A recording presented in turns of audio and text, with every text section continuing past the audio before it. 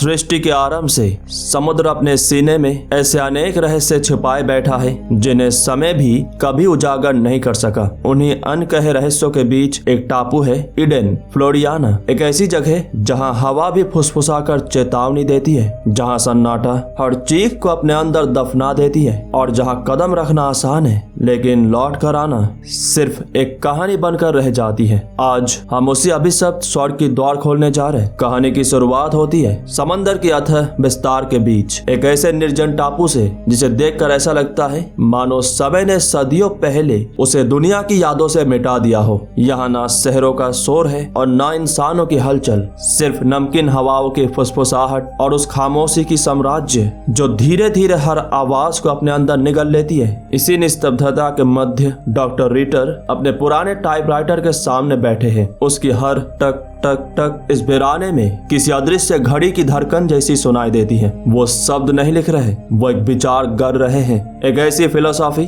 जो इंसान को भीड़ से दूर अपने ही अस्तित्व की सामना करना सिखाती है। आखिर उनकी सोच इतनी असाधारण क्यों है और उन्होंने इस दुनिया से कटे हुए टापू को ही अपना आश्रय क्यों चुना? इस रहस्य से पर्दा कुछ ही देर में उठेगा। उधर उसी अथाह समंदर के सीने पर एक अकेली नाव लहरों को चीरती हुई उसी टापू की तरफ बढ़ रही है। उस नाव में तुम अपने पत्नी मार्गरेट और पूरे परिवार के साथ सवार हो। तुम यहाँ महज रहने नहीं आए, तुम अपनी पुरानी जिंदगी को पीछे छोड़कर एक बिल्कुल नई शुरुआत की तलाश में निकले हो। दरअसल डॉक्टर रिटर अपने टाइपराइटर पर जिन विचारों को आकार देते हैं उन्हीं लेखों को अखबार प्रकाशित करते हैं। उनकी शब्दों में ऐसी गहराई है जो केवल पढ़े नहीं जाते बल्कि इंसान के भीतर उतरकर उसकी सोच का स्वरूप बदल देते हैं। तुम भी उन्हीं विचारों से इस कदर प्रभावित हुए कि तुमने अपना घर, अपनी जमा पूंजी और अपनी पुरानी दुनिया तक छोड़ दी, सिर्फ इसलिए ताकि इस भूले बिसरे टापू पर डॉक्टर रिटर की छत्र छाया में तुम उस जिंदगी को खोज सको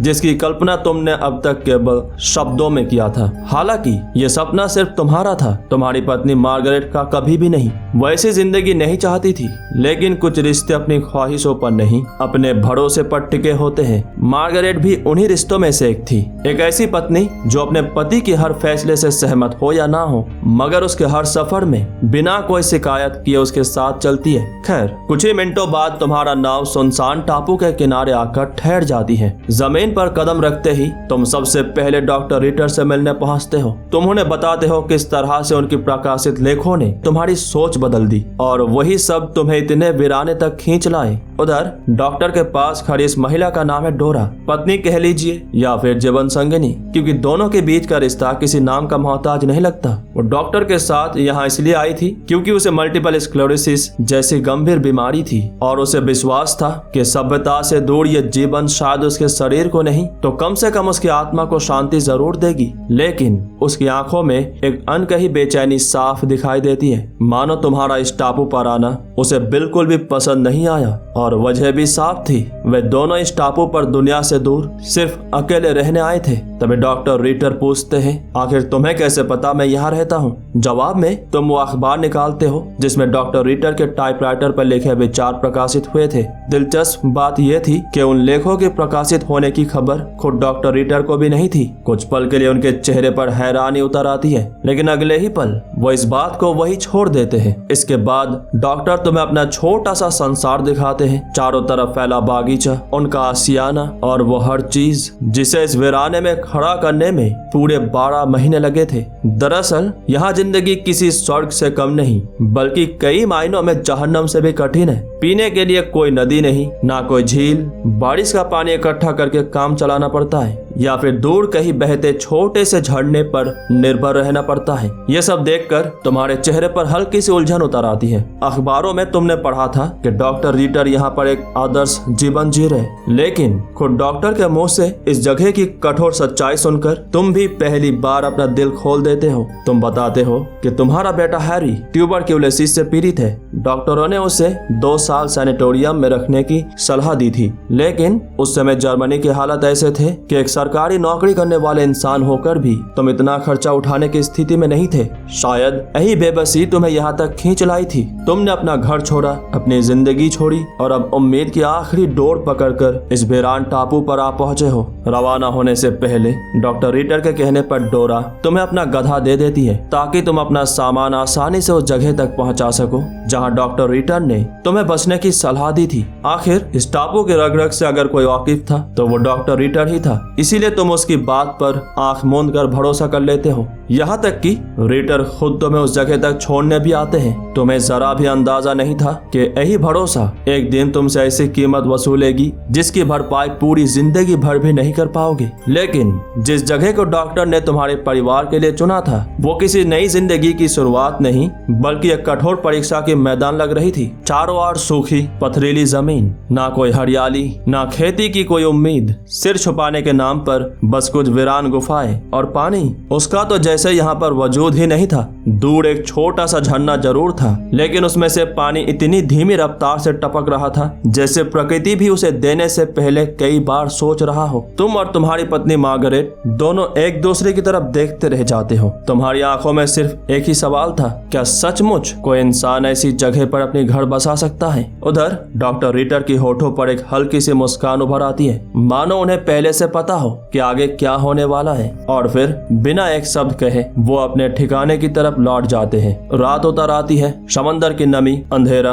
और उस टापू के अंतहीन सन्नाटा सब मिलकर एक अजीब सी बेचैनी पैदा कर रहे थे। इसी बीच डोरा लगातार बड़बड़ाई जा रही थी। उसे तुम और तुम्हारा परिवार यहाँ बिल्कुल भी पसंद नहीं आए थे। और तभी डॉक्टर रीटर पूरी तसल्ली से डोरा के पैरों से रेंगते हुए कीड़े एक एक करके बाहर निकाल रहे थे, मानो ये दृश्य उनके लिए उतना ही सामान्य हो जितना सांस लेना। इस भयावह खामोशी में डोरा की शिकायतें लगातार गूंज रही थी। वह इस टापू पर इंसानों के बीच रहने नहीं बल्कि इंसानों से दूर भाग कर आए थे। उन्हें साथ नहीं, सिर्फ तन्हाई चाहिए थी। डोरा की बातें सुनकर डॉक्टर रीटर हल्के से मुस्कान के साथ कहते हैं कि इसी वजह से उन्होंने तुम्हें उसी जगह भेजा है, एक ऐसी जगह जहां कुछ भी उगाना लगभग नामुमकिन है। न जमीन साथ देगी, न पानी और न ही किस्मत। उन्हें पूरा यकीन था कि कुछ ही दिनों में तुम हार मान जाओगे और हमेशा के लिए इस टापू को छोड़कर चले जाओगे। सच कहे तो चाल बुरी नहीं थी, बस उन्हें ये पता नहीं था कि कभी कभी इंसान की जिद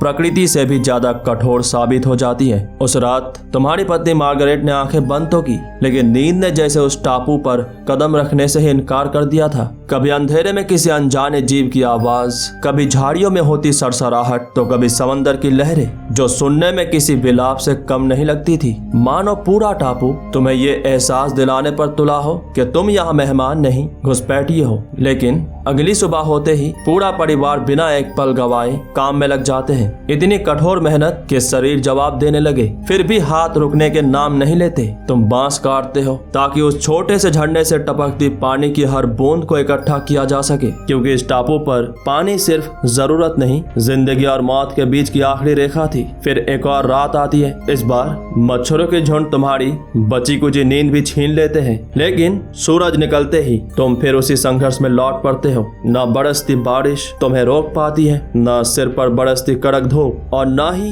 वो बेचैन कर देने वाले सपने जो हर रात तुम्हारे मन के किसी अंधेरे कोने में जन्म लेते थे। दिन बीतते जाते हैं और एक रात मार्गरेट धीमी आवाज में तुमसे कहती है कि पिछले 3 महीनों से उसे पीरियड्स नहीं आए हैं, शायद वो माँ बनने वाली है। एक पल के लिए तुम दोनों के चेहरे पर मुस्कान उभरती है, लेकिन अगले ही पल उसी मुस्कान पर चिंता की एक गहरी परछाई उतर आती है। आखिर इस वीरान टापू पर जहाँ पीने की पानी तक एक संघर्ष हो, वहाँ एक बच्चे को इस दुनिया में कैसे लाया जाएगा? तुम दोनों के बीच बातचीत अभी खत्म ही नहीं हुई थी कि अचानक रात की खामोशी को चीरती हुई जंगली कुत्तों के झुंड की आवाज गूंज उठती है। तुम बिना एक पल गवाए बाहर आते हो और जो नजारे तुम्हारे सामने थे उसे देखकर तुम्हारे पैरों तले जमीन खिसक जाती है। जंगली कुत्ते तुम्हारी दूसरी गुफा में घुस चुके थे और बड़ी मुश्किल से बचा कर रखे गए लगभग 3.5 कैन फूड बर्बाद कर चुके हैं।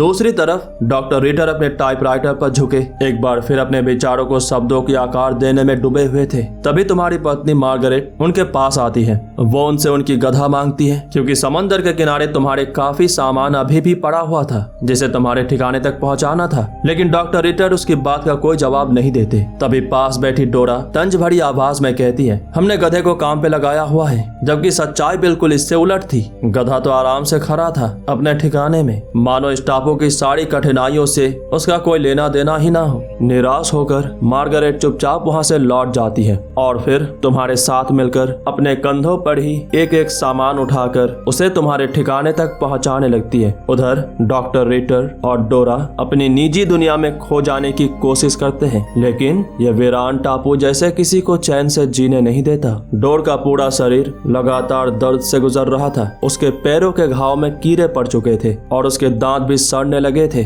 ऐसे में सुकून का हर पल मानो उनसे क्रोशों दूर था। तभी अचानक पूरे टापू पर गोली चलने की आवाज फैल जाती है। वो आवाज इतनी अप्रत्याशित थी कि एक पल में सारा सन्नाटा टूट जाता है। डॉक्टर रिटर तुरंत उठते हैं, अपने दूरबीन निकालते हैं और समंदर की तरफ देखने लगते हैं। फ्रितेज पर लहरों को चीरता हुआ एक जहाज दिखाई दे रहा था। उस जहाज पर मौजूद औरत का नाम था एलोइस, एक बेहद अमीर परिवार की बेटी, जिसकी जिंदगी बाहर से जितनी चमकदार दिखती थी, अंदर से शायद उतनी ही खाली थी। वो अपने दर्द, अपनी तन्हाई और अपने टूटे हुए अतीत को मुस्कान और मेकअप के परतों के पीछे छुपाने की कोशिश कर रही थी। उधर उसके नौकर चाकर काफी देर से उसे बाहर बुला रहे थे और जिन दो आदमियों को सहारा लेकर वो बाहर आती है, वो सिर्फ उसके साथ ही नहीं है बल्कि ऐसे आशिक जो उसके लिए अपनी जान तक देने को तैयार थे। उनके बीच का रिश्ता सामान्य नहीं था। खैर, एलोइस इस सुनसान टापू पर एक आलीशान होटल बनाने की सपना लेकर आई थी, ऐसा ठिकाना जहाँ सिर्फ अमीरों की स्वागत हो। इसी ख्याल में डूबी वो दौड़ते हुए समंदर की ओर चली जाती है और उसके पीछे उसके दोनों दीवाने भी लहरों के बीच तीनों अपने निजी पलों में खो जाते हैं। रिश्तों की सीमाएं मानो जैसे उनके लिए कोई मायने ही नहीं रखती थी। दूर खड़ा उनका वफादार नौकर मैनुअल ये सब बस अपनी आंखों से देखता रह जाता है। उसके चेहरे पर कोई भाव नहीं था, मानो उसने ऐसी चीजें पहले भी कई बार देखी हो। थोड़ी देर बाद एलोइस अपने साथियों के साथ डॉक्टर रिटर से मिलने पहुंचती है और हमेशा की तरह डॉक्टर रिटर को दुनिया की तौर तरीकों की कोई परवाह नहीं थी। वो बिना किसी झिझक के उन्हीं के सामने निर्वस्त्र होकर आ जाते हैं। लेकिन एलोइस के चेहरे पर जरा भी हैरानी नहीं थी, बल्कि उसकी आंखों में प्रशंसा साफ दिखाई दे रही थी। वो बताती है कि वो डॉक्टर रिटर की लेखों, उनकी सोच और उनके जीवन दर्शन की बहुत बड़ी प्रशंसक है। यहाँ तक कि जब उसने ये पढ़ा कि डॉक्टर रिटर ने सिर्फ इसलिए अपने सारे दांत निकाल दिए ताकि भविष्य में उनमें कीड़े ना पड़े, तो ये बात भी उसे बेहद असाधारण लगी। लेकिन डॉक्टर रिटर इन तारीफों पर ज्यादा ध्यान नहीं देते। वो सीधे मुद्दे पर आते हैं। तुम लोग अपना कैंप कहाँ लगाने वाले हो? एलोइस मुस्कुराकर जवाब देती है, बीच पर, और कहां? यह सुनते ही डॉक्टर रिटर शांत स्वर में समझाते हैं कि समंदर का किनारा देखने में जितना खूबसूरत लगता है, जीने के लिए उतना ही बेकार है। वहां उन्हें पीने की ताजा पानी कभी नहीं मिलेगा। इसके बाद वो उन्हें टापू के भीतर एक बेहतरीन जगह के बारे में बताते हैं जहां मीठे पानी की स्रोत भी है और जिंदगी चलाने के लिए जरूरी दूसरी सुविधाएं भी अपेक्षाकृत आसानी से मिल सकती है। लेकिन डॉक्टर रिटर ने जिस जगह का पता उन्हें बताया था वो कोई अनजानी जगह नहीं निकली, वो तो तुम्हारे ठिकाने के बिल्कुल पास ही थी। कुछ ही देर बाद एलोइस और उसके दोनों साथी तुम्हारे उस छोटे से मीठे पानी के कुएं तक पहुंच जाते हैं और जिसे तुम्हारा परिवार जिंदगी बचाने के लिए एक एक बूंद संभाल कर इस्तेमाल करता था, उसी पानी में वो नहा रहे होते हैं। ये देखकर तुम्हारी पत्नी मार्गरेट तुरंत उन्हें रोकती है। वो समझाने की कोशिश करती है कि ये तुम लोगों की पीने की एक लौता पानी है। लेकिन रूडी जो हर वक्त एलोइस की हिफाजत के लिए तैयार रहता था, गुस्से में मार्गरेट की ओर बढ़ने लगता है। माहौल पल भर में तनाव से भर उठता है। तब तुम बीच में आकर दोनों के बीच खड़े हो जाते हो। कुछ क्षणों के लिए ऐसा लगता है मानो जैसे बात हाथ पाई तक उतर आएगी, लेकिन तभी एलोइस एक शब्द कहती है और रूडी वही रुक जाता है। इसके बाद एलोइस शांत स्वर में मार्गरेट से माफी मांगती है। उसे एहसास हो चुका था कि अनजाने में उन्होंने तुम लोगों की पीने की पानी को गंदा कर दिया है। माहौल थोड़ा सा शांत होने पर वो अपने साथ लाई हुई कुछ चिट्ठियां निकालती है। उनमें से कुछ तुम्हारे नाम थी और कुछ कुछ डॉक्टर रीटर के नाम। थोड़ी देर बाद तुम वे सारे चिट्ठियां लेकर डॉक्टर रीटर के ठिकाने पर पहुंचते हो, लेकिन जैसे ही रीटर उन खतों पर नजर डालते हैं उनकी चेहरे की भाव बदल जाता है, क्योंकि एक भी खत सीलबंद नहीं था। सारे के सारे पहले ही खोले जा चुके थे। तुम समझाने की कोशिश करते हो कि तुमने इनमें से एक भी खत नहीं खोला, लेकिन डॉक्टर रीटर इतने भी भोले नहीं थे। कुछ पल सोचने के बाद तुम दोनों की समझ में एक ही बात आती है, ये सब एलोइस ने जानबूझकर किया था। उसने पहले खुद सारे खत खोले और फिर बड़ी चालाकी से उन्हें तुम्हारे हाथ भिजवा दिया, ताकि डॉक्टर रीटर ये सोचे कि तुम उनकी निजी जिंदगी में दखल देने की कोशिश कर रहे हो। यानी एक छोटी सी हरकत से एलोइस तुम दोनों के बीच अविश्वास का बीज बोना चाहती थी। उधर अमीर बाप की बिगड़ी हुई बेटी इस वीरान और निर्दयी टापू पर भी अपने ऐशो आराम की आदतें छोड़ने को तैयार नहीं थी। चारों तरफ तपती धूप, पानी की कमी और जिंदगी बचाने की जद्दोजहद, लेकिन उसे अपनी शराब के लिए बर्फ चाहिए थी। कुछ देर बाद तुम एलोइस से मिलने पहुंचते हो। तुम बिना घुमाए फिराए उससे पूछते हो, क्या तुमने जानबूझकर वे खत खोलकर मेरे हाथ भिजवाए थे ताकि डॉक्टर रीटर और मेरे बीच दरार पड़ जाए? एलोइस तुम्हारी आंखों में देखते हुए बिना घबराए जवाब देती है, अगर डॉक्टर रीटर तुम्हारे इतने ही शुभचिंतक है तो उन्होंने अपनी पानी की ठिकाना बताने के बजाय हमें तुम्हारे कुएं के बारे में क्यों बताया? ये सवाल सुनकर तुम कुछ पल के लिए खामोश हो जाते हो। तुम्हारे पास इस बात का कोई जवाब नहीं था और शायद पहली बार डॉक्टर रीटर की नीयत को लेकर तुम्हारे मन में भी एक हल्की सी संदेह पैदा होना शुरू हो जाती है। खैर, बात का रुख बदलते हुए एलोइस तुम्हें अपने सपने के बारे में बताती है। वह इस सुनसान टापू पर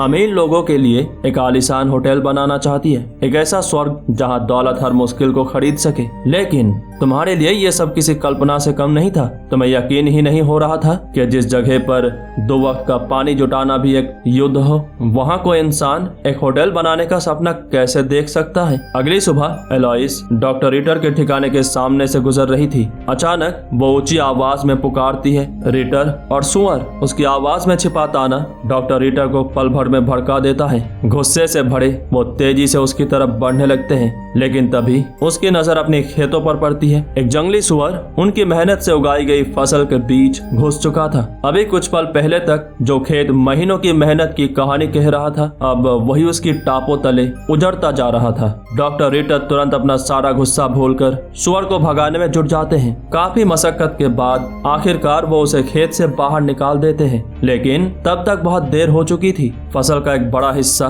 बर्बाद हो चुका था और उधर एलोइस ये पूरा नजारा देखती रही। उसके होठों पर एक हल्की सी मुस्कान उभरी और बिना कुछ कहे वो वहां से आगे बढ़ गई। उधर तुम भी अपने परिवार के भविष्य को थोड़ा और सुरक्षित बनाने में लगे हुए थे। काफी मशक्कत के बाद तुम एक गाय को हाँकते हुए अपने ठिकाने तक ले आते हो, फिर उसे सावधानी से अपनी दूसरी गुफा के भीतर बने एक छोटे से बाड़े में बांध देते हो, क्योंकि इस वीरान टापू पर दूध का एक घूंट भी किसी दौलत से कम नहीं था और तुम अच्छी तरह जानते थे कि यहाँ हर छोटा इंतजाम आने वाले किसी बड़ी संकट से लड़ने की तैयारी है। तुम और तुम्हारा परिवार आखिरकार अपनी मेहनत के फल देखने लगे थे। तुम्हारा छोटा सा ठिकाना धीरे धीरे आकार लेने लगा था। जिस घर की शुरुआत कुछ पत्थर और उम्मीद से हुई थी, अब उसका काफी हिस्सा तैयार हो चुका था। इतना ही नहीं, जिस खेत को बनाने में तुम दोनों ने अपने पसीना बहा दिया था, वो भी अब रंग लाने लगा था। लेकिन इस सुकून के साथ एक नई परेशानी भी तुम्हारा इंतजार कर रही थी। एलोइस ने फैसला किया कि जब तक समुद्र किनारे उसका होटल नहीं बन जाता, तब तक वो अपने अस्थायी ठिकाना ठीक तुम्हारे पड़ोस में ही बनाएगी। एलोइस बताती है कि रूडी एक कुआं खोदने में दिन रात मेहनत कर रहा है, लेकिन जब तक वो तैयार नहीं हो जाता, उन्हें तुम्हारे मीठे पानी की स्रोत की सहारा लेना पड़ेगा। कुछ पल सोचने के बाद तुम इस बात के लिए तैयार हो जाते हो, मगर एक शर्त पर। तुम्हारे परिवार को किसी भी तरह से परेशान नहीं करेंगे। बातचीत का माहौल थोड़ा सा हल्का होता है। तभी एलोइस मुस्कुराते हुए मार्गरेट से पूछ बैठती है, आखिर तुमने अपने से इतनी ज्यादा उम्र के आदमी से शादी क्यों की? मार्गरेट कुछ देर तक चुपचाप उसकी ओर देखती रहती है। उसकी खामोशी देखकर एलोइस खुद ही तरह तरह के कारण गिनाने लगती है, लेकिन मार्गरेट अंत में बस एक सीधा सा जवाब देती है, क्योंकि तुमने उससे पूछा था। एक छोटा सा जवाब जिसमें किसी सफाई की जरूरत नहीं थी और शायद उसी में उनके रिश्ते की पूरी सच्चाई भी छुपी हुई थी। दूसरी तरफ डॉक्टर रीटर अपने टाइपराइटर के सामने बैठे थे, लेकिन आज शब्द उनके साथ नहीं दे रहे थे। वो जितना लिखने की कोशिश करते, उतना ही उनका दिमाग खाली पड़ जाता और हर बार जब उनकी नजर उस उजरे हुए खेत पर जाती जिसे बनाने में महीनों की मेहनत लगी थी, उसका मन और भी अशांत हो उठता। मानो उजरी हुई फसल के साथ उसके विचार भी बिखर गए हो। इसी बेचैनी के बीच अचानक दूर से गोली चलने की आवाज गूंजती है। असल में तुमने एक गाय का शिकार किया था। कुछ देर बाद डॉक्टर रिटर तुमसे मिलने पहुंचते हैं, लेकिन जैसे ही डॉक्टर रिटर की नजर तुम्हारे ठिकाने पर पड़ती है, वो कुछ पल के लिए ठिठक जाते हैं। जिस आदमी के बारे में उन्हें यकीन था कि वो कुछ ही दिनों में हार मानकर ये टापू छोड़ देगा, आज वही अपनी मेहनत से इस बंजर जमीन को बदल चुका था। तुम्हारा बागीचा अब हरियाली से भरने लगा था और तुम्हारा घर भी लगभग पूरी तरह तैयार हो चुका था। कुछ क्षणों के लिए डॉक्टर रिटर की आंखों में हैरानी साफ झलकती है। शायद उन्हें पहली बार एहसास हुआ कि उन्होंने तुम्हारे इरादों को बहुत ही हल्के में आंका था। वो कहते हैं कि अगर तुम चाहो तो अपने उस गाय का सिर उन्हें दे दो, बदले में वो अपनी 2 छोटी छोटी मुर्गियां देने को तैयार है। ये सुनकर तुम कुछ पल के लिए हैरान रह जाते हो। डॉक्टर रिटर तो खुद को शाकाहारी बताते थे, तुम वो सिर देने के लिए तैयार हो जाते हो। लेकिन मार्गारेट की एक शर्त थी। वो चाहती थी कि बच्चे के जन्म के समय डॉक्टर रिटर उसकी मदद करे।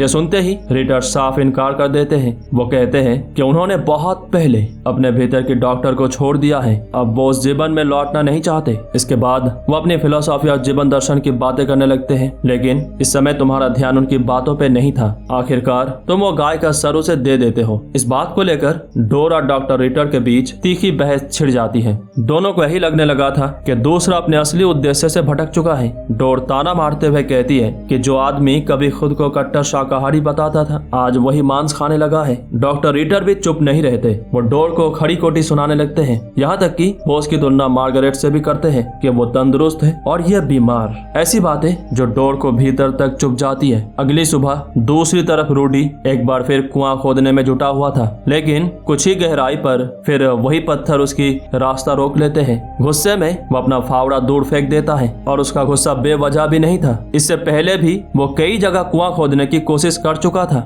लेकिन हर बार उसके हिस्से में सिर्फ नाकामी ही आई थी। उधर तुम अपने परिवार के साथ रोज की तरह काम में लगे हुए थे और तुम्हारा बेटा हैरी बड़ी तल्लीनता से पक्षियों की तस्वीरें बना रहा था, लेकिन पास ही लगे एलॉइस के तंबू से बार बार सिर्फ उसकी कड़ाहने की आवाजें सुनाई दे रही थी। तंबू के बाहर मैनुअल और रूडी चुपचाप बैठे थे, मानो ये सब उनके लिए अब कोई नई बात ना हो। ये देखकर मार्गारेट तुरंत हैरी को लकड़ियां इकट्ठा करने के बहाने वहां से भेज देती है। कुछ देर बाद एलॉइस और रॉबर्ट तंबू से बाहर निकलते हैं। बाहर आते ही एलॉइस रूडी को उनके लिए खाना तैयार करने के आदेश देती है, लेकिन रूडी शांत आवाज में जवाब देता है कि अब कुछ भी नहीं बचा। सारे कैंड फूड, यहाँ तक कि कैंड बीफ भी खत्म हो चुका है। यह सुनते ही एलॉइस का चेहरा उतर जाता है। वो घबराकर अपने एक एक बक्से खोलकर देखने लगती है, लेकिन हर बक्सा खाली था। गुस्से और झुंझलाहट में वो रूडी पर बरस पड़ती है। वो कहती है कि उसे तो वही डिब्बा बंद खाना पसंद था, फिर उसने ये सब खत्म होने कैसे दिया। इस बार रूडी भी अपना गुस्सा रोक नहीं पाता। जो कुछ इतने दिनों से उसके मन में दबा हुआ था, वो सब एक साथ बाहर आ जाते हैं। वो कहता है कि उनके पास ना रहने के लिए ढंग का घर है, ना होटल, ना खाने का इंतजाम और ना ही पीने का पानी। जिस सपने का भरोसा देकर एलॉइस उन्हें इस सुनसान टापू पर लेकर आई थी, हकीकत उससे बिल्कुल अलग निकली। रूडी की बातें सुनकर एलॉइस का चेहरा तमतमा उठता है। बिना कुछ कहे वो गुस्से में वहां से मुड़ती है और अकेले ही जंगल की ओर चली जाती है। गुस्से और निराशा से टूटी हुई एलॉइस अकेले ही जंगल की ओर भटकती चली जाती है। वही उसकी मुलाकात तुम्हारे बेटे हैरी से होती है। हैरी दौड़ नहीं सकता था, लेकिन एलॉइस उसे हौसला देती है, बार बार कोशिश करने के लिए कहती है और धीरे धीरे हैरी सचमुच दौड़ने लगता है। कुछ पलों के लिए एलॉइस भी जैसे अपने सारे परेशानियां भूल जाती है। वो उसके साथ एक बच्चे की तरह वक्त बिताती है। कुछ पल के लिए वो उसके साथ एक बच्चे की तरह हंसती है, खेलती है और दिल खोलकर बातें करती है। ऐसा लगता था मानो उसके भीतर की सारी कठोरता अचानक कहीं गायब हो गई हो, लेकिन उसकी मुस्कान के पीछे एक और मानसा छुपी हुई थी। बातों बातों में बिना हैरी को एहसास हुए वो उससे वो बात उगलवा लेती है जिसे शायद तुम्हारे परिवार को कभी उसे नहीं बताना चाहिए था। अभी भी कुछ कैन फूड बचा हुआ था और अब ये राज एलॉइस भी जान चुकी थी। उसी दिन तुम अपने बेटे हैरी के साथ अपने वफादार कुत्ते के साथ शिकार पर निकल जाते हो और पहली बार तुम्हारी पत्नी मार्गारेट पूरी तरह अकेले रह जाती है। लेकिन किस्मत जैसे इसी पल का इंतजार कर रही थी, अचानक उसे प्रसव पीड़ा शुरू हो जाती है। दूर खड़े मैनुअल और रॉबर्ट ये सब देख रहे थे। जैसे ही मार्गारेट दर्द से कड़ाती हुई अपने घर के भीतर जाती है, दोनों चुपके से उसकी स्टोरेज एरिया की ओर बढ़ जाते हैं। वे एक ही चीज ढूंढ रहे थे, कैंड फूड, लेकिन काफी तलाश के बाद भी उन्हें वो वो नहीं मिलता जिसकी उन्हें उम्मीद थी। उधर मार्गरेट दर्द से तड़पते हुए बार बार हैरी को आवाज देती है, लेकिन हैरी तो तुम्हारे साथ शिकार पर जा चुका था। कोई और सहारा ना देखकर वो एलॉइस को पुकारते हुए उसके तंबू की ओर चल पड़ती है। यही वो मौका था जिसका रॉबर्ट और मैनुअल इंतजार कर रहे थे। दोनों तुरंत मार्गरेट के घर के भीतर घुस जाते हैं। इधर मार्गरेट लगातार एलॉइस को आवाज लगाई जा रही थी, लेकिन तंबू के अंदर मौजूद होने के बावजूद एलॉइस जानबूझकर कोई जवाब नहीं देती। उसके पास रूडी भी चुपचाप खड़ा रहता है और उसी दौरान रॉबर्ट और मैनुअल घर के अंदर चोरी छुपे कैन फूड ढूंढने में लगे हुए थे। दर्द अब असहनीय हो चुका था। जब मार्गरेट को किसी का सहारा नहीं मिलता तो वो गिरते पड़ते किसी तरह वापस अपने घर की ओर लौटने लगती है। तब तक रॉबर्ट और मैनुअल घर के अलग अलग कोने में छिप चुके थे। अपने ही घर में मार्गरेट बिल्कुल अकेली अपने बच्चे को जन्म देने की तैयारी करने लगती है। अचानक उसे आभास होता है कि घर के भीतर कोई और भी मौजूद है। वो घबराकर चारों तरफ नजर दौड़ाती है, लेकिन उसे कोई दिखाई नहीं देता, क्योंकि उसी समय रॉबर्ट बंदूक थमे छाया में खड़ा हुआ था।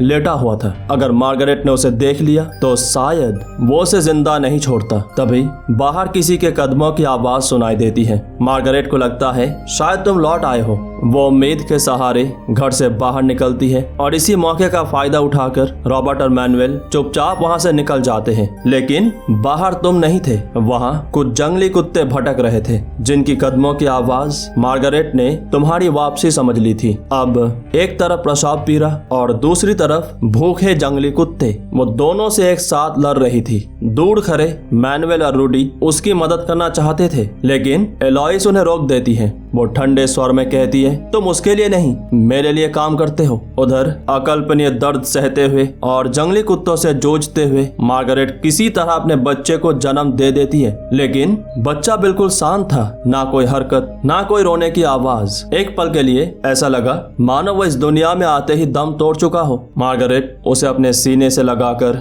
थकी हुई, टूटी हुई और लगभग बेबस वही लेट जाती है। उधर जंगली कुत्ते धीरे धीरे उसकी ओर बढ़ने लगे थे और तभी दूर से गोलियों की आवाज गूंजती है। तुम वापस आ चुके थे। तुम लगातार गोलियां चलाते हुए कुत्तों को वहां से भगा देते हो। फिर बिना एक पल गवाए तुम मार्गरेट के पास आते हो, अपने नवजात बच्चे को गोद में उठाते हो। कुछ क्षण मानो जैसे सदियों जैसे लग रहे थे।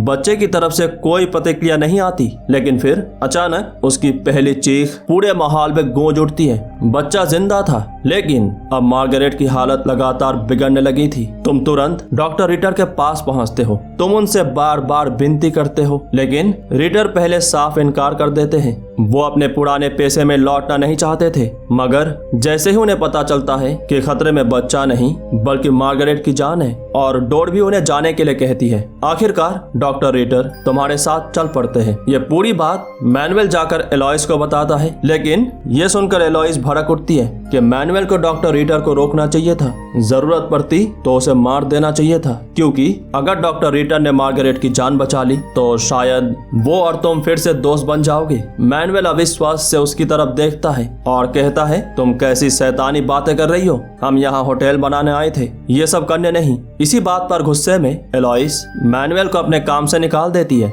उधर मार्गरेट की जांच करने के बाद डॉक्टर रिटर तुरंत समझ जाते हैं कि उसके प्लासेंटा अभी भी गर्भाशय के भीतर फंसा हुआ है। समस्या ये थी कि उनके पास कोई भी चिकित्सा के उपकरण नहीं थे। आखिर वो इस टापू पर डॉक्टर बनकर रहने नहीं आए थे। फिर भी हालत को देखते हुए वो अपने अनुभव का सहारा लेते हैं और बड़ी सावधानी से किसी तरह प्लासेंटा बाहर निकाल देते हैं। धीरे धीरे मार्गरेट की सांस सामान्य होने लगती है और उसकी हालत संभालने लगती है। अगले दिन एलॉइस नवजात बच्चे की शुभकामनाएं देने तुम्हारे और मार्गरेट के ठिकाने पर आती है, लेकिन उसका सबसे बड़ा तोहफा देखकर मार्गरेट कुछ पल के लिए चुप हो जाती है। वो तुम्हें वही कैन फूड लौटाती है जो पहले तुम्हारे घर से चोरी हुआ था। इसके बाद एलॉइस एक छोटी सी लंच पार्टी का निमंत्रण देती है। वो चाहती थी कि मार्गरेट तुम सभी एक साथ बैठकर खाना खाए। डॉक्टर रिटर को वो पहले ही निमंत्रण दे चुकी थी, लेकिन तुम इस दावत में जाने के पक्ष में बिल्कुल भी नहीं थे। आखिर जिस खाने की चोरी हुई थी उसी खाने से वो तुम्हारी मेहमान नवाजी करना चाहती थी।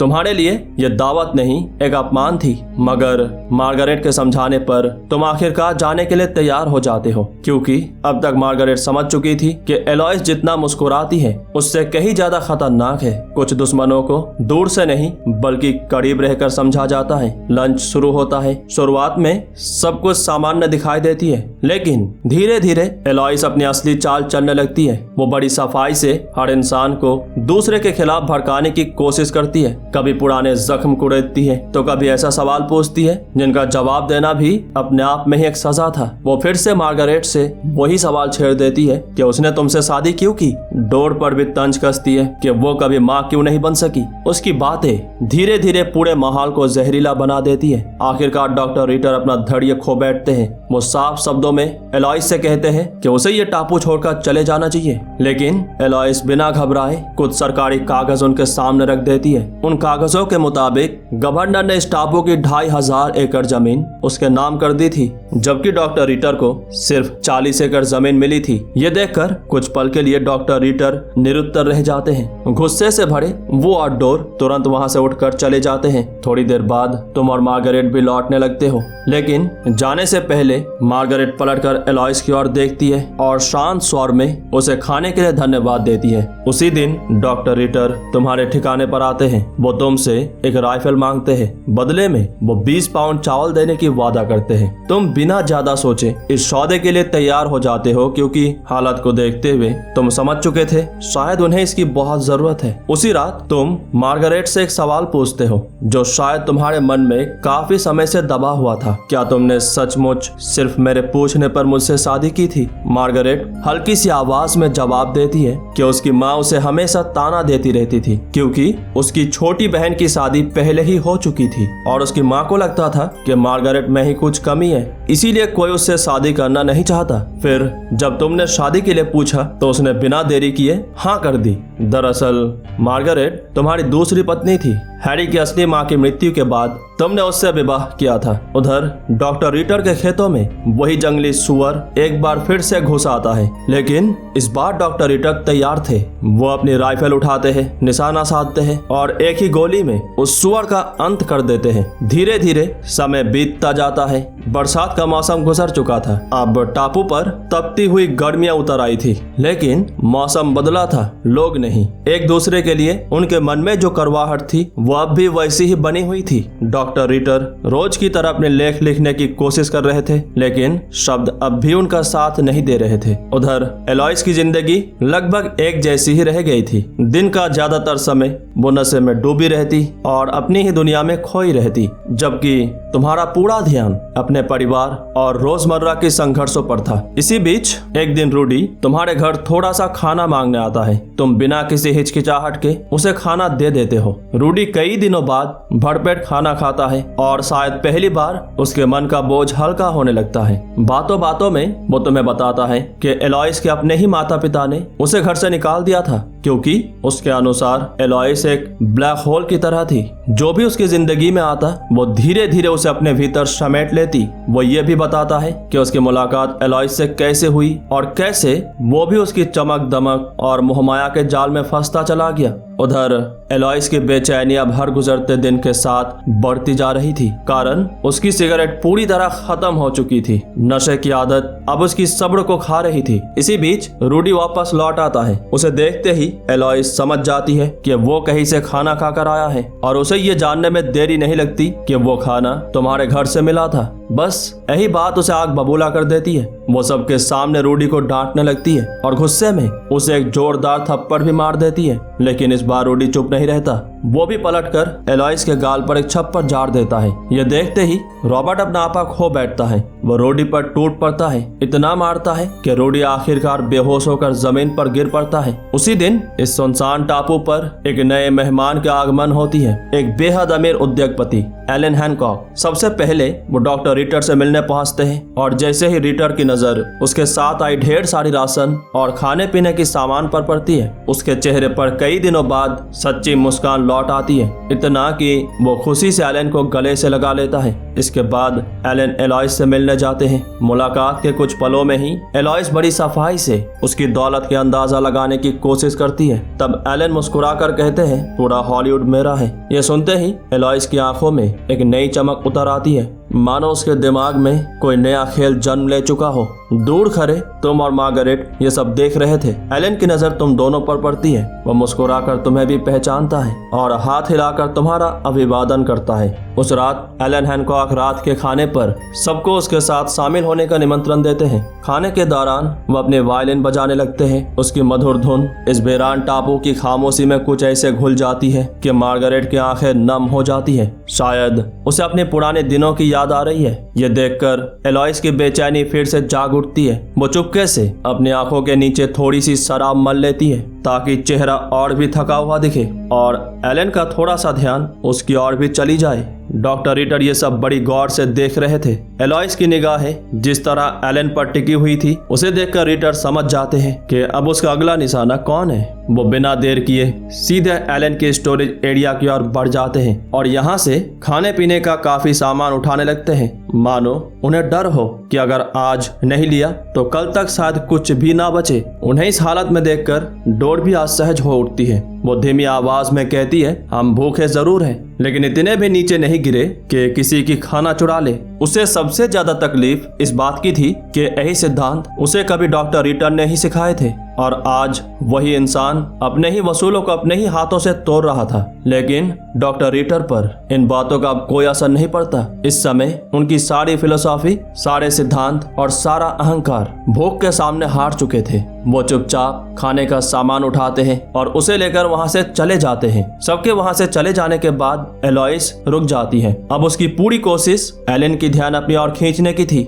वो उसे अपने आकर्षण की जाल में फंसाने की काफी कोशिश करती है लेकिन एलन उसकी बातों पर जरा भी ध्यान नहीं देता। उसके लिए यह सब मानो जैसे कोई मायने ही नहीं रखता था। कुछ ही देर बाद वो शांत भाव से वहां से उठता है। उसे बस हंसी आ रही थी कि कैसे वो लड़की उसे फंसाने की कोशिश कर रही है। कहता है उस पर यह मोहमाया काम नहीं करने वाला और फिर एलन यहाँ से उठकर चले जाते हैं। एलॉइस बस उसे देखती रह जाती है। दरअसल वो चाहती थी कि एलन उसकी होटल बनाने में मदद करे पैसों से, चाहे इसके लिए उसे कोई भी कीमत चुकानी पड़े। और वैसे भी वो तो है ही वैश्या। उसका नया सपना शुरू होने से पहले ही टूट चुका था। निराश और झुंझलाई हुई वो अपने ठिकाने पर पहुंचती है लेकिन वहां पहुंचते ही उसके कदम ठिठक जाते हैं। खाने पीने के लगभग सारा सामान गायब था। जहां कुछ देर पहले राशन के बक्से रखे हुए थे अब वहां सिर्फ खाली जगह बची थी। उसका चेहरा एक ही पल में गुस्से से लाल हो उठता है। बिना एक पल गवाए वो रॉबर्ट और रूडी को सारा सामान ढूंढने का आदेश देती है और दोनों पूरे टापू में उस चोरी हुए राशन की तलाश में निकल पड़ते हैं। अगली सुबह एलन हैनकॉक इस टापू को छोड़कर रवाना हो जाते हैं। एलॉइस बस समुद्र किनारे खड़ी उसके जहाज को दूर जाते हुए देखती रह जाती है, मानो उसके साथ उसका एक और सपना भी क्षितिज के उस पार खो गया हो। उधर डॉक्टर रिटर उस जगह पर पहुंचते हैं जहां उन्होंने रात में चुराया हुआ राशन छुपा कर रखा था लेकिन वहां पहुंचते ही उनके चेहरे की रंग उड़ जाती है। सारा का सारा सामान गायब था। एक भी बोरी, एक भी डिब्बा वहां नहीं बचा था। रिटर को समझने में देरी नहीं लगती कि यह काम किसने किया होगा। वो तुरंत तुम्हारे ठिकाने पर पहुंचते हैं और गुस्से से कहते हैं अब वक्त आ गया है एलॉइस को सबक सिखाने का। कुछ ही देर बाद तुम और डॉक्टर रिटर दोनों साथ मिलकर एलॉइस के ठिकाने पर पहुंचते हो। तुम दोनों उसे अपनी चालबाजियां और हरकतों से बाज आने की चेतावनी देते हो लेकिन वो समझने से ज्यादा बिगड़ने लगती है। देखते ही देखते माहौल इतना गर्म हो जाता है कि दोनों पक्ष एक दूसरे पर बंदूक तान देते हैं। बस एक चिंगारी की देरी थी और पूरा टापू खून से रंग सकता था। दूर से ये सब मार्गरेट और हैरी देख रहे थे।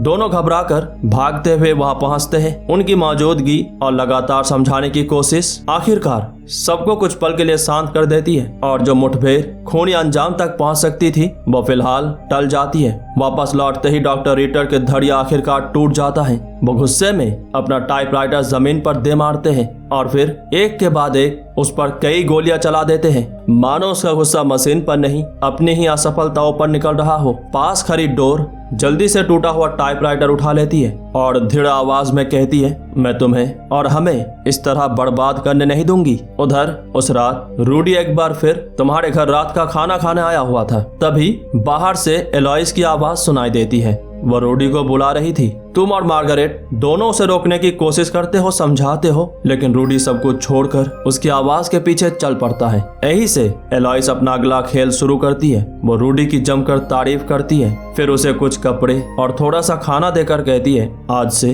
तुम आजाद हो। रूडी जो उससे बेइंतहा मोहब्बत करता था, अब ये समझ चुका था कि वो एलॉइस के साथ कभी चैन से रह नहीं सकता। फिर भी जाने से पहले वो उसके लिए कुछ करना चाहता था, आखिरी बार, और एलॉइस उसकी इसी कमजोरी का फायदा उठाने का फैसला कर लेती है। उसी रात तुम्हें अपने बागीचे की तरफ से कुछ हलचल सुनाई देती है। तुम तुरंत राइफल लेकर बाहर निकलते हो। बांसों के पीछे कुछ हिलता हुआ दिखाई देता है। तुम्हें लगता है कि शायद कोई जंगली सुअर होगा। बिना देरी किए तुम गोली चला देते हो, लेकिन जब तुम पास पहुंचते हो तो तुम्हारे कदम वही रुक जाते हैं। वो कोई जंगली सुअर नहीं था, बल्कि डोर का गधा था, और कुछ ही दूरी पर खड़ा रूडी ये सारी घटनाएं अपनी आंखों से देख रहा था। उधर डॉक्टर रीटर अपनी मुर्गियों को सड़ा हुआ पिकल खाने देते हैं, क्योंकि वो उनके हिस्से का अच्छा खासा मांस पक्षियों पर बर्बाद करना नहीं चाहते थे। लेकिन इस कंजूसी की कीमत मुर्गियों को चुकानी पड़ती है। वे सारे के सारे बीमार हो चुके थे। ये देखकर डोर का गुस्सा फूट पड़ता है। वैसे भी उसे उसका गधा नजर नहीं आ रहा, और वो उस गधे से किसी बच्चे की तरह प्यार करती थी। उसे ढूंढते ढूंढते वो तुम्हारे ठिकाने तक पहुंच जाती है, लेकिन मार्गरेट बताती है कि तुम लोगों ने उसके गधे को कहीं नहीं देखा। बेचैनी, थकान और दर्द और टूटे हुए मन का बोझ आखिरकार डोर से सहा नहीं जाता। वो वही जमीन पर गिर पड़ती है। तुम उसे सहारा देकर डॉक्टर रीटर के ठिकाने पर छोड़ने आते हो। फिर डॉक्टर रीटर को एकांत में ले जाकर सारी सच्चाई बता देते हो। अंधेरे में गलती से तुम्हारी गोली डोर की गधे को लगी थी। तुम उसे जंगली सुअर समझ बैठे थे। इतने में पास की झाड़ियों से अचानक कुछ सरसराने की आवाज आती है। तुम दोनों उधर देखते हो। रॉबर्ट वहां से भागता हुआ दिखाई देता है। अब तुम दोनों को समझने में देर नहीं लगती कि कोई लगातार तुम्हें एक दूसरे के खिलाफ भड़काने की कोशिश कर रही है। उधर रॉबर्ट भागकर एलॉइस को सारी बातें बताता है। उसे पूरा यकीन था कि अब रीटर और तुम एक दूसरे का खून कर दोगे। हालांकि उसे खुद भी नहीं पता था कि तुम दोनों के बीच ऐसी जहर घोला किसने। कुछ ही देर बाद वो दोनों फिर अपनी ही दुनिया में खो जाते हैं। उधर तुम डॉक्टर रीटर से कहते हो, अब वक्त आ गया है पक्ष चुनने का। पहले तुम डॉक्टर रीटर के साथ अपने ठिकाने की तरफ बढ़ने लगते हो। रास्ते में तुम्हें डरा सहमा रूडी मिलता है। मौत के डर से वो सब कुछ सच सच बता देता है। वो कहता है कि वो बस अपने घर वापस जाना चाहता है। तुम और रीटर उसे कोई नुकसान नहीं पहुंचाते, उसे अपने साथ ले लेते हो। कुछ देर बाद तुम मार्गरेट से कहते हो कि बारिश आने से पहले छत की मरम्मत करना जरूरी है। इसीलिए वो हैरी के साथ तुम्हारे नवजात बच्चे को गोद में लेकर घास लेने चली जाती है। जैसे ही वे दूर निकलते हैं, तुम्हारे इशारे पर झाड़ियों के पीछे से डॉक्टर रीटर और रूडी बाहर आ जाते हैं। तीनों साथ मिलकर एलॉइस के ठिकाने की ओर बढ़ते हो। कम से कम तुम्हारे नियत तो सिर्फ बात करने की थी, लेकिन डॉक्टर रीटर के चेहरे पर बातचीत नहीं, कुछ और ही लिखा हुआ था। वो ऊंची आवाज में एलॉइस को बाहर बुलाते हैं, मगर वो अपने तंबू के भीतर थी। आवाज सुनकर रॉबर्ट गुस्से में निवस्त्र होकर ही बाहर निकल आता है और बिना कुछ सोचे तुम तीनों पर टूट पड़ता है। कुछ देर तक वो अकेला ही तुम तीनों पर भारी पड़ता है। एक पल तो ऐसा लगता है कि वो रूडी को मार ही डालेगा, लेकिन तभी तुम पीछे से उसे जकड़ लेते हो और एक ही झटके में अपना चाकू रॉबर्ट के शरीर में उतार देते हो। कुछ ही पलों में रॉबर्ट की मौत हो जाती है। थोड़ी देर बाद सहमी हुई एलॉइस तंबू से बाहर निकलती है, लेकिन उसकी प्रतिक्रिया सबको हैरान कर देती है। वो सीधे तुमसे लिपट जाती है और कहती है कि अच्छा हुआ रॉबर्ट मर गया। वो बहुत दिनों से उस जैसे बदतमीज, हद से ज्यादा अधिकार जताने वाले आदमी से छुटकारा पाना चाहती थी। यहाँ तक कि वो तुम, रीटर और रूडी तीनों को अपने बनने वाले होटल में हिस्सेदारी देने का भी वादा करने लगती है, लेकिन उसकी बातें पूरी भी नहीं हो पाती। अगले ही पल पीछे खड़े डॉक्टर रीटर अपनी बंदूक उठाते हैं और एक गोली सीधे एलॉइस के सिर में उतार देते हैं। गोली की गूंज पूरे टापू में फैल जाती है। दूर मार्गरेट ये आवाज सुनते ही समझ जाती है कि कोई ना कोई अनहोनी हो चुकी है। इसके बाद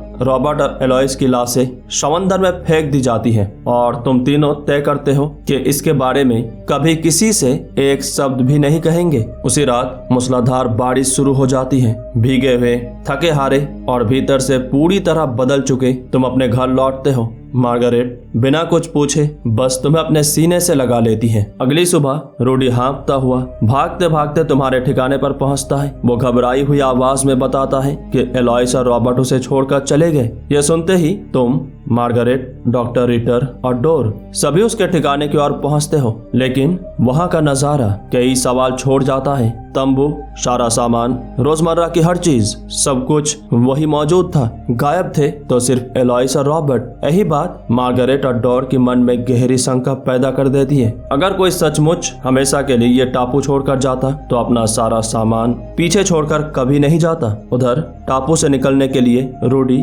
एलॉइस का बचा हुआ सामान डॉक्टर रीटर को बेच देता है। कुछ देर बाद सब अपने अपने ठिकाने पर लौट आते हैं, लेकिन मार्गरेट के मन में अब लगभग कोई शक नहीं बचा था। वो समझ चुकी थी कि एलॉइस और रॉबर्ट अब जिंदा नहीं है। उसे एक और बात का भी डर था, अगर कभी गवर्नर तक ये मामला पहुंचा तो डॉक्टर रीटर पूरी कहानी इस तरह लिखेंगे कि सारा दोष तुम्हारे सिर पर आ गिरे। अपने बारे में वो एक शब्द भी नहीं लिखेंगे। लेकिन मार्गरेट अब पहली वाली मार्गरेट नहीं रही थी। इस वीरान टापू पर अपना छोटा सा संसार बनाने के लिए तुम दोनों ने अपना खून पसीना एक कर दिया था। अब वो किसी भी इंसान को, चाहे वो डॉक्टर रीटर ही क्यों ना हो, तुम्हारी जिंदगी और तुम्हारे परिवार का भविष्य बर्बाद नहीं करने देगी। जैसा मार्गरेट ने सोचा था, डॉक्टर रीटर ने बिल्कुल वैसा ही किया। उन्होंने पूरी घटना अपने नजरिए से लिखकर गवर्नर के नाम एक चिट्ठी तैयार की, फिर उसे डाक के बक्से में डाल दिया। अब जब भी कोई जहाज यहाँ से गुजरेगा वो चिट्ठी अपने साथ ले जाएगा। ऐसा ही होता आ रहा है पहले से ही। उधर